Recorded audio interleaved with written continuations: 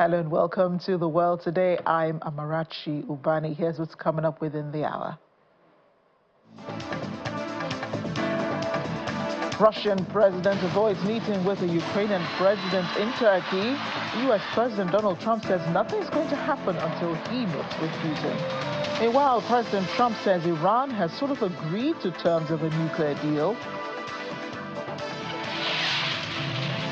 While Africa's wealthiest man meets with the U.S. president in Qatar. Let's begin.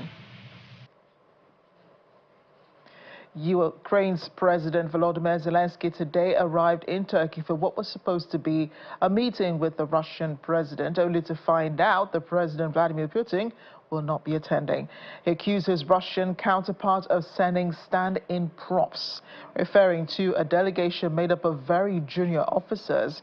Commenting on the issue, U.S. President Donald Trump suggested that significant progress in Ukraine peace talks is unlikely until he and President Putin meet in person. This he revealed while aboard Air Force One. Trump told reporters, "He wasn't going if I wasn't there, and I don't believe anything's going to happen, whether you like it or not, until he and I get together. But we're going to have to get it solved because too many people are dying."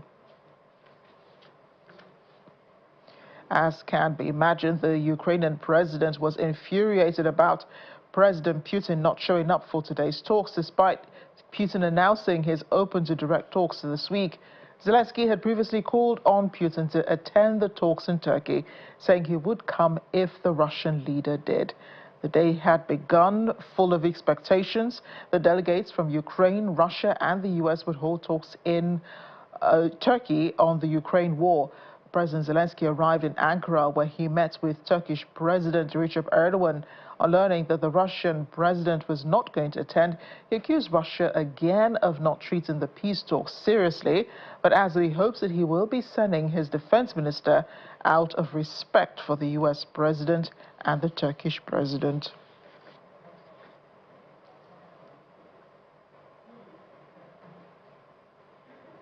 Among the U.S. delegation ahead of the talks today was Secretary of State Marco Rubio. He was seen earlier talking to Ukraine's Foreign Minister Andres Sybiha in Antalya. NATO Secretary General Mark Rutte also reportedly invited Sybiha to talks alongside the informal meeting of NATO Ministers of Foreign Affairs in Antalya.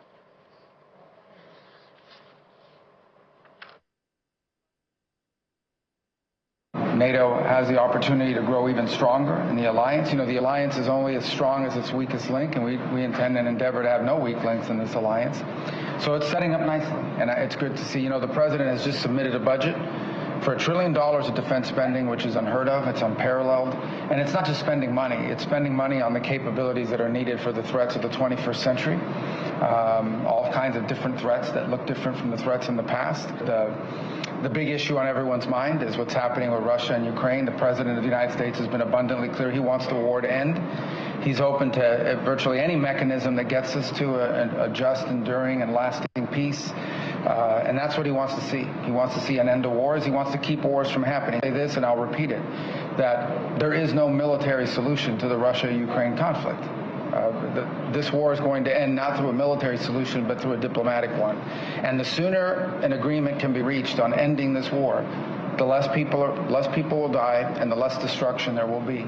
And ultimately, that's what the president's goal is. He wants, as you've seen through his trip that is currently underway in the Middle East, a very difficult spot right now. We hope that we can find the steps forward that provide for the end of this war in a negotiated way and the prevention of any war in the future as a result, meaning a peace that's going to ensure not just that this war ends, but also prevents a new one from starting at some point down the road. So a lot of work. We remain committed to that. Obviously, like everyone else, impatient. We want to see it happen, and but it's difficult. But you know, hopefully progress will be made here soon. Estonia's Foreign Minister Markus Tsahkna did say that President Putin's snub of the meeting today in Turkey was a slap in the face for Ukraine. The Latvian counterpart, Baiba Brazi, described Russia as the most significant and direct threat to the alliance. We face threats. Those threats we have jointly agreed it's Russia as the most significant and direct threat to the Allies' security, Euro-Atlantic security, and terrorism as the most significant asymmetric threat, so non-state threat to our citizens. For that, we need defense investment. We need to counter Russia's capabilities that Russia has been building up, not only to fight the war in Ukraine, but also for a longer term. So we are very clear in Latvia. We have made the decision to raise defense spending to 5% next year. This year we will end up with about 4%. The ceasefire that President Trump asked for hasn't come true.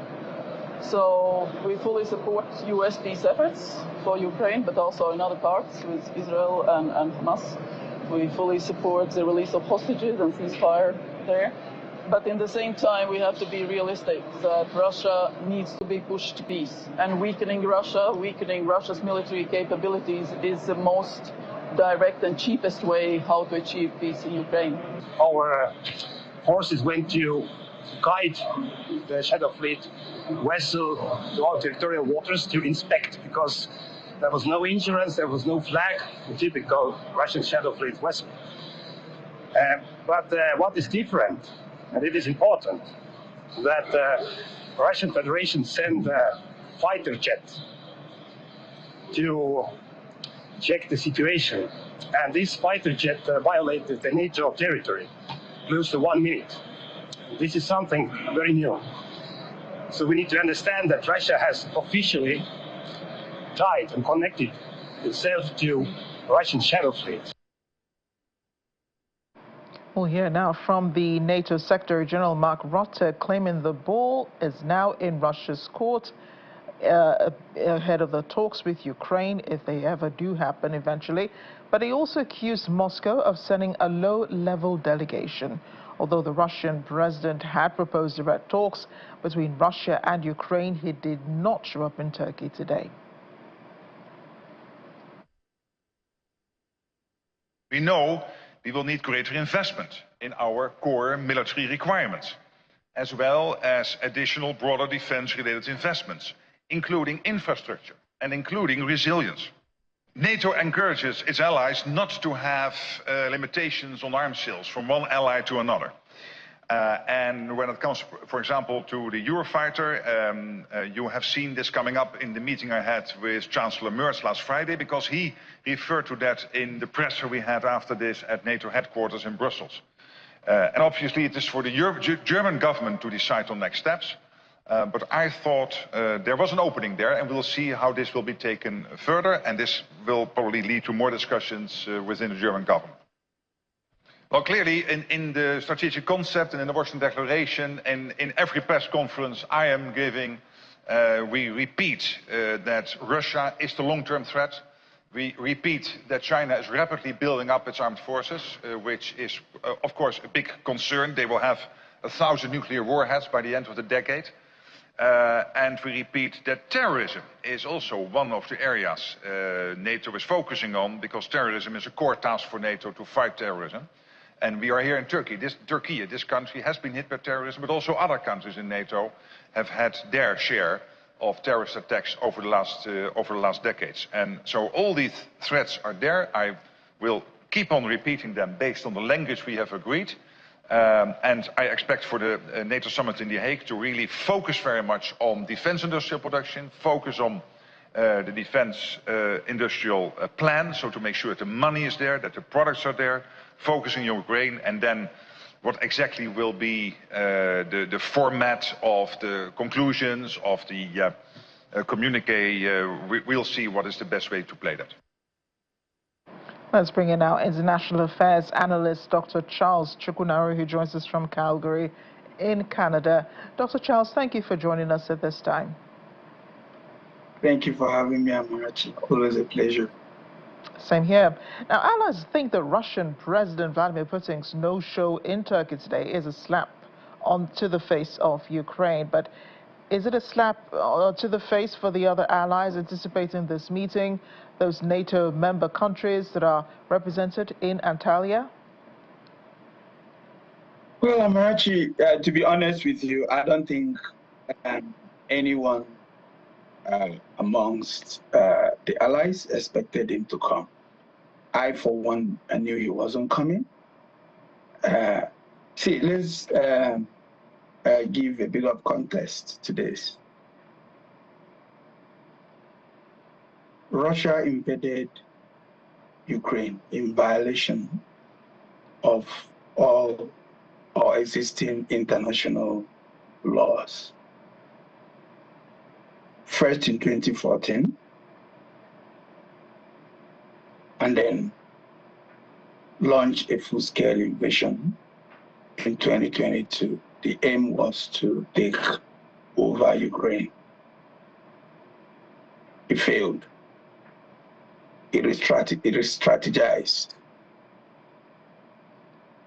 And then it says it now wants to take an additional 4 oblasts: Kherson, Zaporizhzhia, Donetsk, and what's the other one?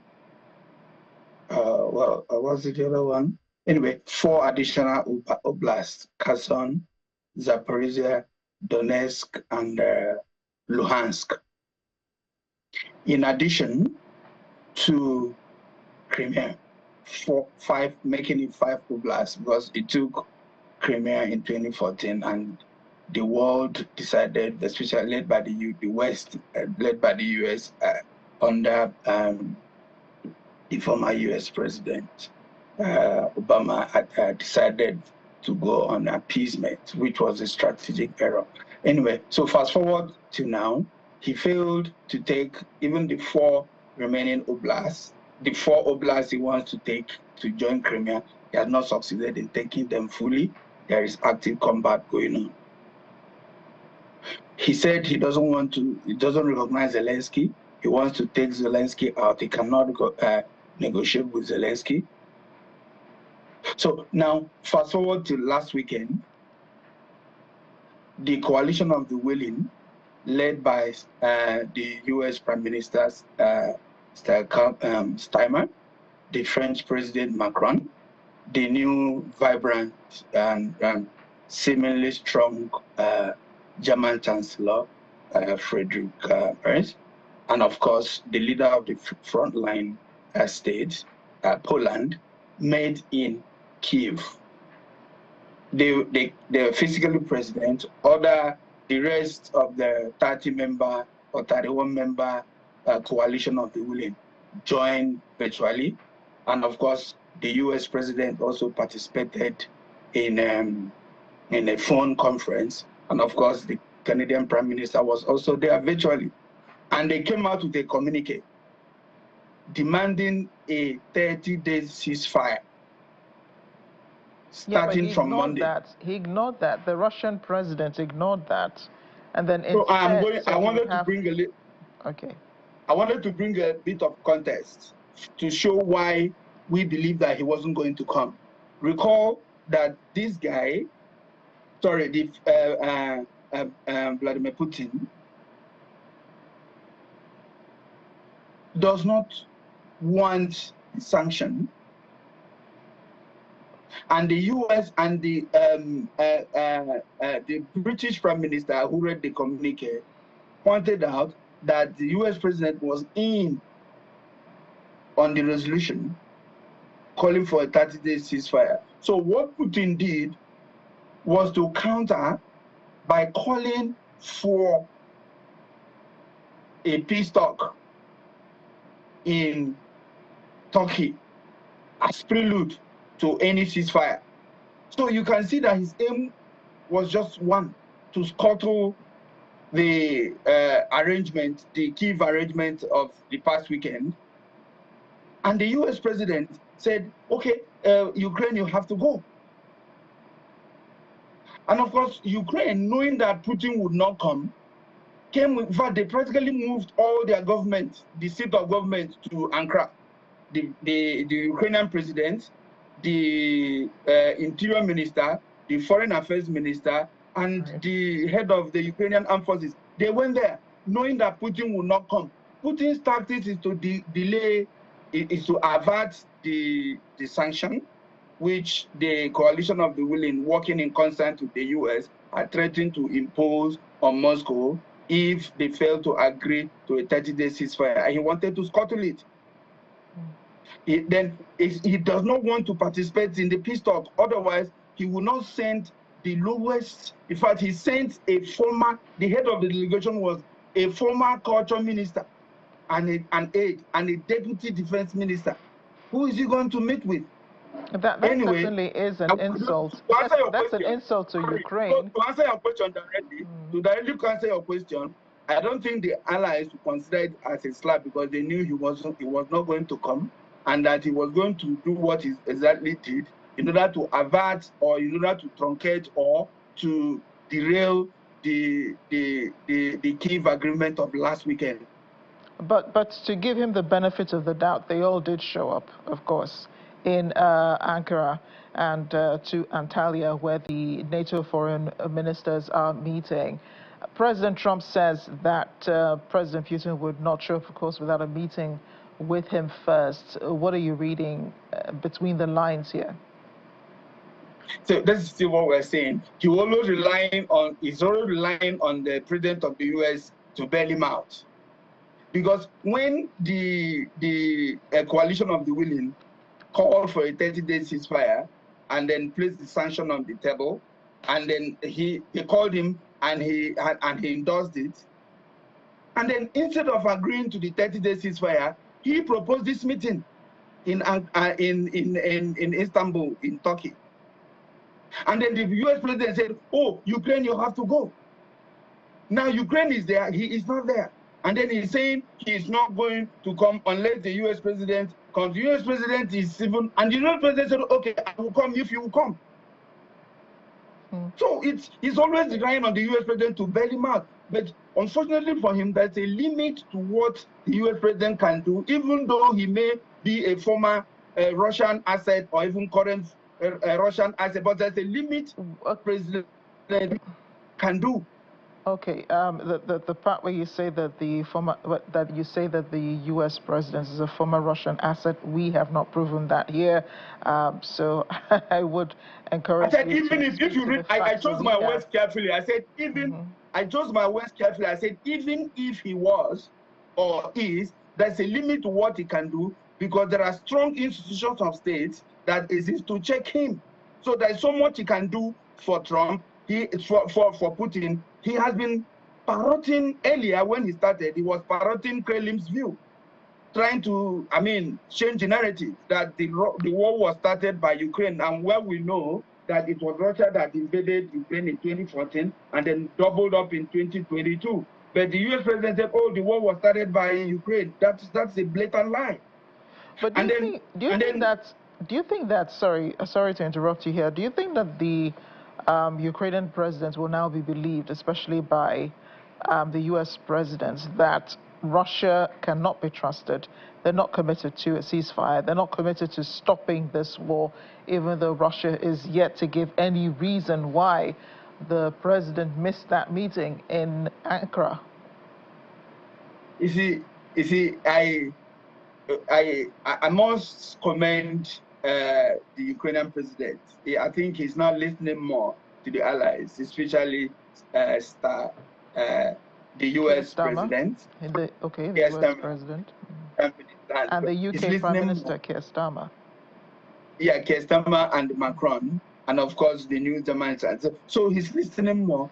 Recall that one of the threats which came with the last weekend's Kyiv agreement is that the new German Chancellor said he was going to send long-range missiles to Ukraine, which is capable of hitting. Which is capable of hitting deep into Russia. It's on the table, and then secondary sanctions, which will target the activities of the Black Sea Shadow Fleet that is selling Russian crude oil in the black market. It's also on the table, and Putin wants to, and of course, the current dwindling of the prices of price of crude oil. So it's affecting the Russian economy. So the secondary sanction is going to bite hard, and then the terrorist missile coming from Germany might be just what will give Ukraine the lost initiative, to anyway. So now what the point I'm trying to make is that Putin is not interested in any peace talk now, because he is asking the Ukrainians to do what they cannot do. He's asking Zelensky to recognize Crimea. He forgets, or he thinks other Ukraine operates like Russia, where one man can get up and declare war and do whatever he likes to. Zelensky cannot do that. It will be unconstitutional for him to do that. What are the options before him now? What are the options before Zelensky? I mean, now that President Putin did not show up, he sent, those junior officers, even though Zelensky has said, well, he will send equivalent of the junior officers that Russia has sent to these talks. What other options are available to him? What really can these junior officers achieve, even if they're able to sit face to face? Well, the only thing that's going to be achieved is what Putin wanted. I mean, there's nothing serious. How can you call for a peace meeting? You called it yourself and you didn't go. He didn't even send the letter of the foreign affairs minister. He didn't even send the defense minister. You are sending a former culture minister. So what is going to happen is what Putin wanted, and the US president again has come to his rescue. Say, oh, he wants me there. Trump forgets that he has already signified interest that he will come if Putin will come. So who is fooling who? Anyway, there is nothing Ukrainian president could do rather than to just take this distraction aside, keep working with the coalition of the willing to ramp up secondary sanctions against Russia, to ramp up tremendous pressure on Russia. Unfortunately for Russia, the crude oil the prices of crude oil is going down. So if secondary sanctions can be targeted at the shadow Black Sea, the underhand oil trading, that is being done now, especially the vessels that sell crude oil to India, China, and other places in the black market. So if they can put pressure on the financial institutions where these payments are made to stop this payment, to stop the sale of Russian crude oil, that will kind of cripple or reduce. In fact, this is now even a good time to do it.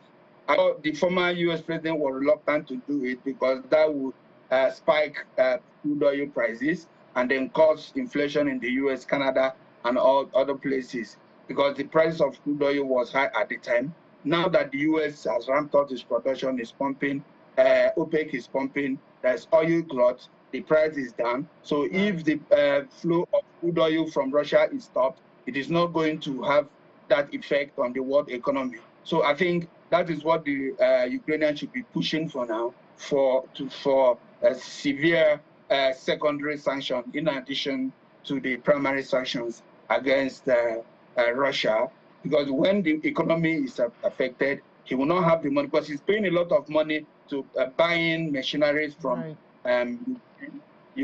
buying machineries from China,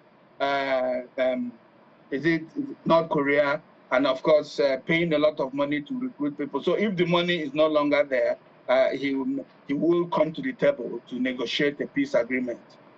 Dr. Charles Chukwunari, thank you so much. I appreciate your analysis on this issue. Thank you for taking time to be with us on The World Today.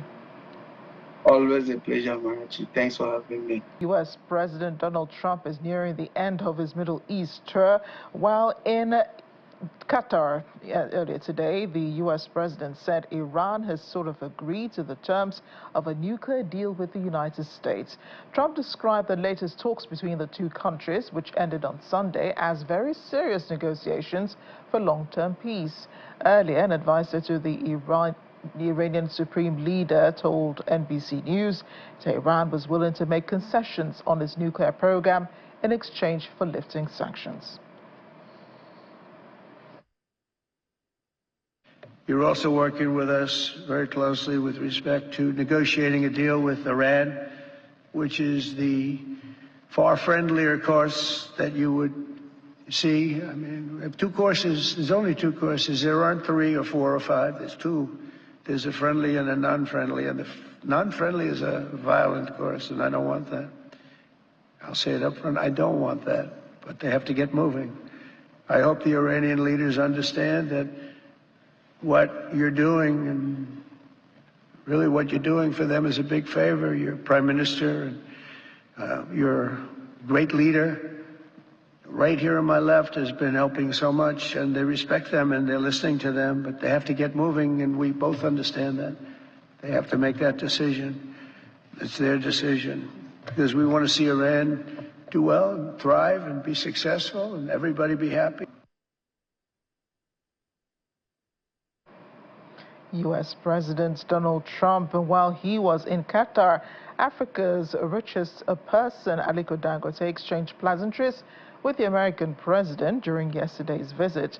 A video in circulation showed Dangote being introduced to President Donald Trump during the visit by the Emir of Qatar, Sheikh Tamim bin Hamad Al Thani. Earlier, the Emir personally welcomed Trump upon his arrival at Hamad International Airport, marking the beginning of the second leg of Trump's Middle East tour. The reception included a fighter jet escort for Air Force One and a motorcade featuring Tesla Cybertrucks. Following his arrival, Trump and Al Thani participated in a signing ceremony for a significant agreement between Qatar Airways and Boeing. The deal involved the purchase of up to 210 Boeing jets, valued at approximately $96 billion, making it one of the largest orders in Boeing's history.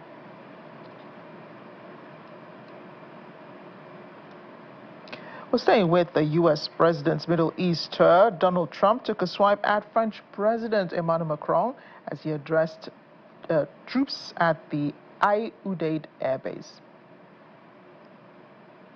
As president, my priority is to end conflicts, not start them, but I will never hesitate to wield American power if it's necessary to defend the United States of America or our partners.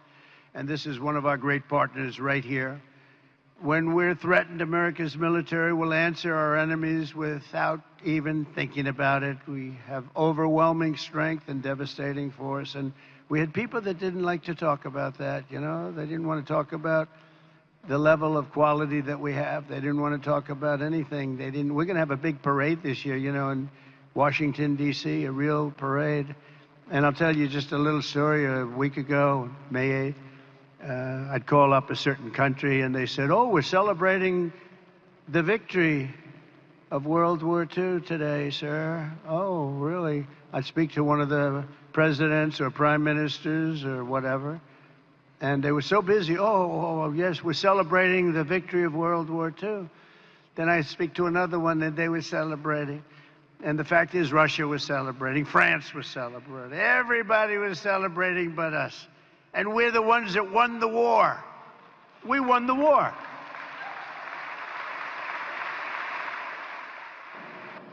In another development, the U.S. president says India has offered to eliminate tariffs on the United States as part of a potential trade deal. If that comes to pass, it could represent a significant breakthrough with an increasingly important U.S. trading partner. President Trump said the tariff India places on U.S. goods is so high that it prevents much businesses from taking place between the two nations. The White House has long criticized India's high tariffs, including 70% on autos. 20% on some networking equipment, 80% on rice imports. It has also chastised India for its non-tariff trade barriers, including burdensome regulatory requirements for importers. So, a zero tariff, that is in fact what India is offering, would be welcome for the U.S. companies looking to export their goods to the world's most populous country. India's Ministry of Commerce and Industry has not responded to the matter. Well, speaking of those trade tariffs and their impact, foreign trade businesses and you will have enjoyed a much-needed boost following the latest round of China-U.S. trade talks on Monday, which both countries agreed to remove 91% of tariffs and suspend a further 24% for 90 days. In response, local entrepreneur Wen Kongqiang had been actively reconnecting with foreign clients, particularly in the United States. He specializes in sports jerseys. Wen used to sell over 1 million fan shirts during each World Cup. With the U.S. set to co-host the 2026 tournament, it remains a vital market for his business. His operations were disrupted in April when tariffs were surged, but recent reductions have helped get orders back on track.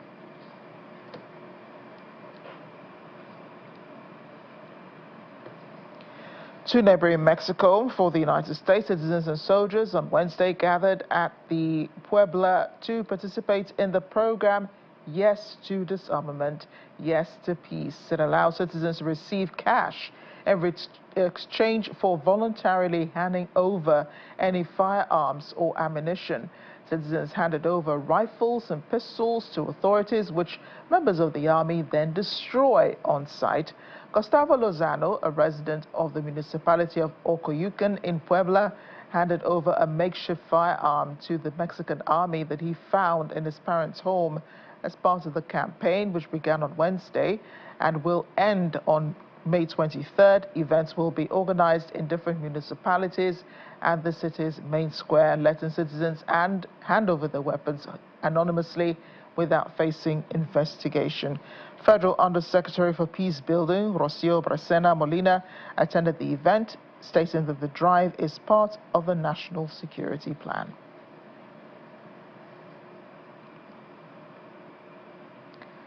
Let's head to Israel now as airstrikes kill 103 people in Gaza overnight, according to the Hamas-run Civil Defense Agency. Those strikes came as Israel's 10th week blockade on aid entering into Gaza continues.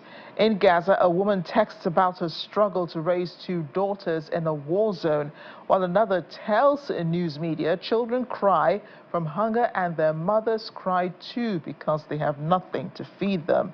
Hamas attacked Israel on October 7, 2023, killing at least 1,200 people and taking 251 of them hostage. The Bharatiya Janata Party leaders in India and supporters gathered for a flag rally in Srinagar days after a ceasefire between India and Pakistan after the Indian Army Operation Sindoor targeted terror hubs in Pakistan-occupied Kashmir. Thousands participated in the march, waving flags, chanting patriotic slogans, and condemning cross-border terrorism. Many praised the army's precision and honored the victims of the attack, while expressing support for Prime Minister Narendra Modi's leadership. Tensions between the two nuclear-armed neighbors had escalated sharply after last month's deadly militant attack in Indian-administered Kashmir that killed 26 people. India blames Pakistan for the assault, prompting it to suspend a bilateral water treaty and a key visa program. Islamabad has strongly denied any involvement.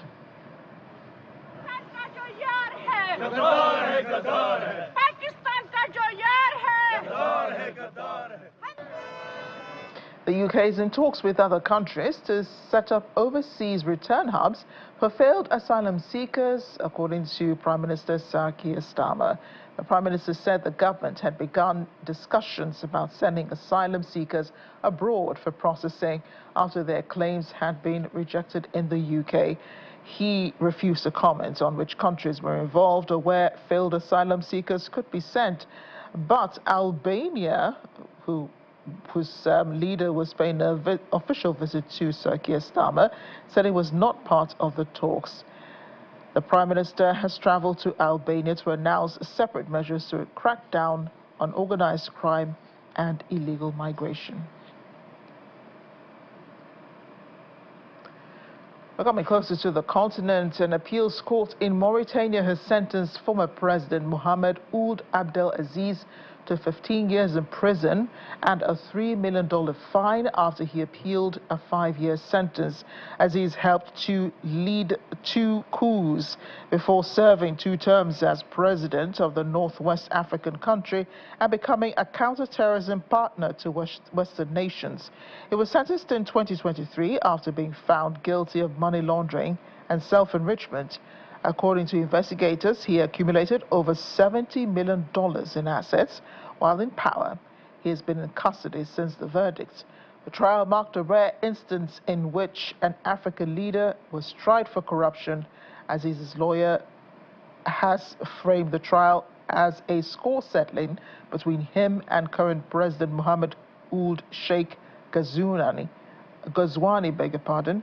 Wednesday's verdict cleared 6 senior officials from the former president's administration, but sentenced Aziz's son-in-law to 2 years in prison for influence peddling. The court also ordered the dissolution of the Erama, that's Mercy Foundation, led by Aziz's son, and the seizure of his assets. We're off on another break. When we return,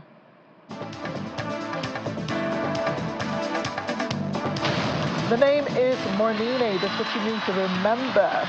Well, he, she, I guess it's a she, is doing the show at Malaysia's Auto Show in Selangor. Stay with us.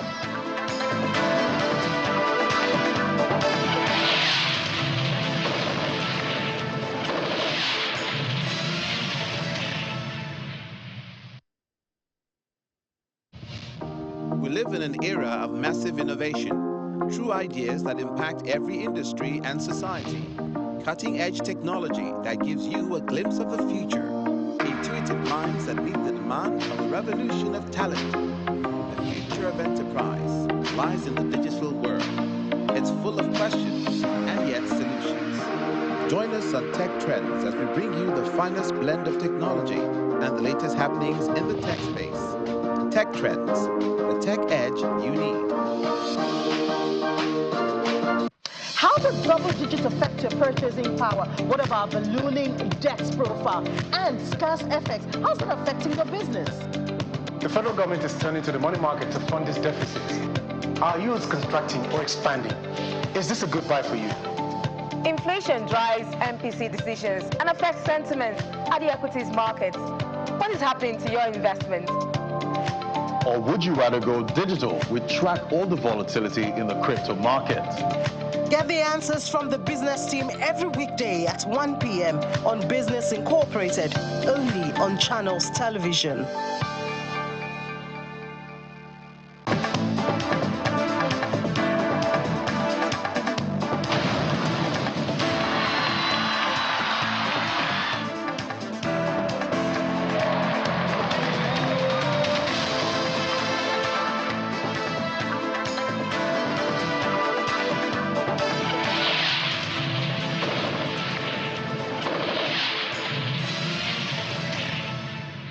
Welcome back. Modernizing existing rail networks, expanding into rural and undeserved regions, securing multilateral funding for regional projects, and unlocking opportunities for local SMEs in the rail supply chain. These are just some of the key topics under discussion at the Africa Rail Conference in Johannesburg, South Africa. The event has drawn over 150 speakers, 5,000 attendees, and 500 guest buyers. Our correspondent Innocent Amosa has more. The Africa Rail Conference brings together rail industry leaders, government officials, and private sector players from across the continent. South Africa's Minister of Transport, Barbara Creecy, underscored the importance of public-private partnerships to tackle the issue of funding and investment. The minister says progress has been made in modernizing Africa's rail infrastructure over the past years. When I look at the 12 themes that are going to be discussed during the course of this conference, I am convinced that this event is taking place at an opportune time for South Africa and the African continent as a whole. Rail transport is crucial for efficient and sustainable logistics, impacting both the movement of people and goods. It's particularly important for long-distance freight, potentially offering efficiency, cost effectiveness, and of course environmental benefits. Mahola Makololo, Business Development Executive, Aslon, says harmonization of rail standards across the continent can positively impact the Africa Continental Free Trade Area. Corridor, we can talk about the Gautrain. Once you do have that level of certainty around political risk, financial risk, the certainty of recovering your investments, I think the investments do flow into the country. As conversations beyond the Africa Rail Conference continues, the message is clear. Collaboration, investment, and standardization are key to unlocking the full potential of rail transport across the continent. From Johannesburg, South Africa, Innocent Samosa, Channels Television News. Here in Nigeria, the Lagos State government has launched a new health initiative called SWIFT Project. This will help to support women's increased access to family planning through pharmacies, patient and proprietary medicine vendors. The Director of Family Health and Nutrition from the State Ministry of Health, Dr. Folashade Oludara, says the project offers a practical and scalable solution to persisting barriers that limit access to contraceptives. On the part of the project manager of SWIFT, Project Umi Rama Shehu, the 3-year initiative will also provide improved healthcare services to underserved communities. In Lagos State, the maternal mortality rate currently stands at 430 per 100,000, a figure the state government hopes to reduce to 37 per 100,000 within the next 3 decades. As part of efforts to provide access to healthcare services for all citizens, the state government is collaborating with the federal government, partners in the health sector, to launch a new initiative called SWIFT Project, geared towards supporting women's increased access to family planning through pharmacies, patient and proprietary medicine vendors. As we all know, family planning is not merely health intervention. It is a transformative development strategy that empowers women, stabilizes family, reduces poverty, and significantly improves the health outcome across our communities. The Ministry of Health remains fully committed to supporting this initiative through strong policy alignment, regulatory oversight, and multi-sectoral collaboration. Partners of the SWIFT project in Lagos, led by the Society for Family Health and joined by the Bill and Melinda Gates Foundation, speak on the objectives of the initiative, which is part of safeguarding the lives of women and children. This project will go a long way to expand access to family planning and primary health care services for women in Lagos State. And hopefully will also bring about women economic empowerment, because we'll be supporting a lot of women to own their own premises and operate them profitably.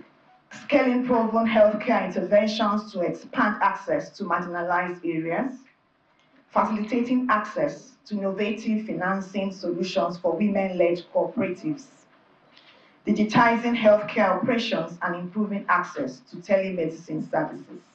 SWIFT, which stands for Strengthening Women's Initiatives for Family Planning, is also a multi-sectoral initiative focused on empowering women through improved access to reproductive health services, and is also designed to help achieve universal health coverage. We can actually integrate pharmacies and PPMVs into bringing them into the healthcare system in Lagos, and of course into the health insurance scheme. So this, of course, is one of the other ways in which the PPMVs and the CPs have very important roles to play. This program will not only impact on vendors and the cities, but also on the improving the health indices of our states, Lagos states.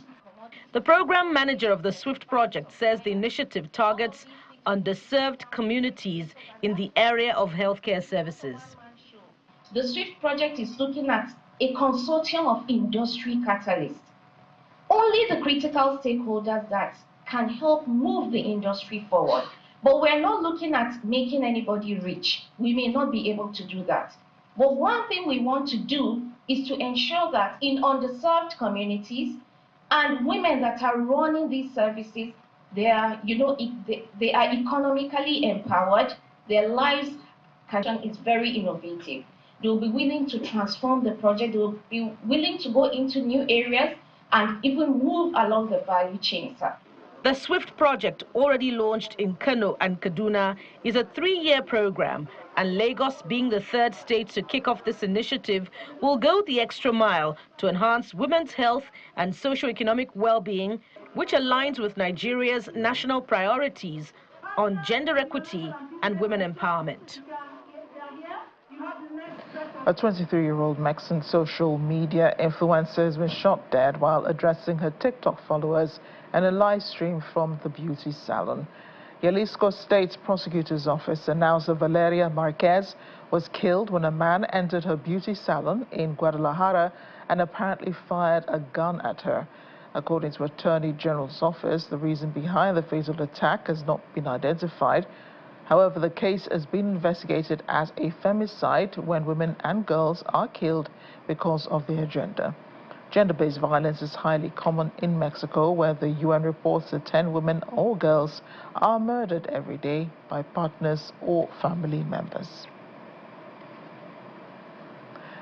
Pope Leo XIV has received a visit and presents from the world #1 ranked tennis player Jannik Sinner, who had a day off from play at the current Italian Open to visit the Pontiff in the Vatican. The Pontiff, who is known to be an avid tennis player who follows the sport closely, was offered to volley by tennis star, which he carefully declined, saying we might break something. The election of Pope Leo XIV has been welcomed with hope by many who expect that his leadership to continue the legacy of hope of Pope Francis, focusing on closeness to marginalized communities and promoting unity within the Catholic Church. Grazie mille, davvero. È stato un grande piacere.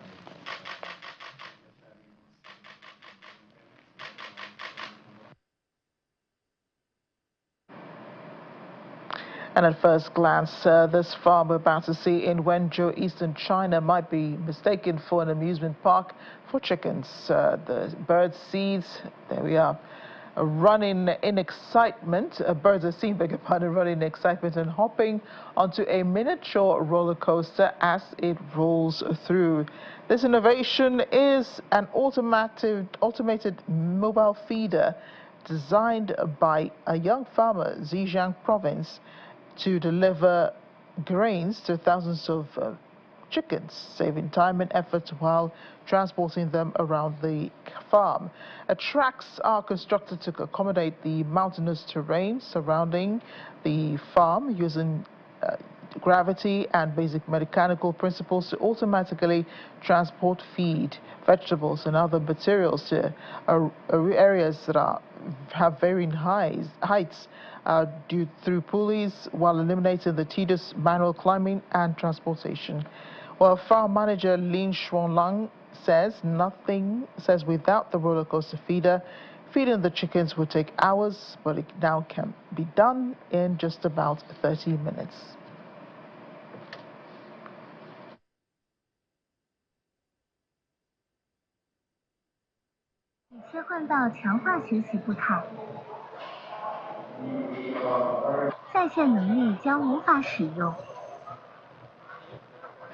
Well, looking at a humanoid robot, her name Morning She has been developed by China's Chery Automobile through its iMoga platform, becoming the focus of attention during the Malaysia Auto Show 2025 in Selangor. The human robot is set to display various attributes, which include speaking, walking, engaging with attendees, from fist-pumped visitors to those with shaking and to children. Nick Sahai, one of Molinay's developers, describes the humanoid as having Chat GPT in her smartphone, and the technology could ease, he says, human workloads. The humanoid has already been put to work as a smart sales consultant in Kuala Lumpur, Malaysia.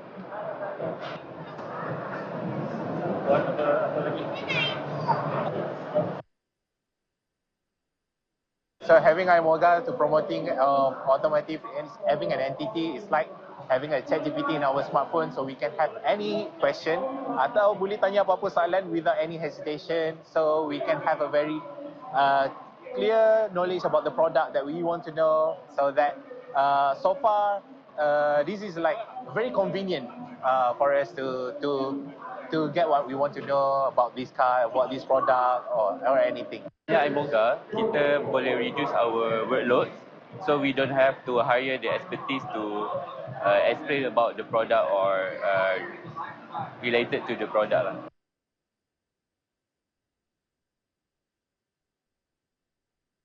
And that's the world today. Thanks for watching. I'm Amarachi Ubani.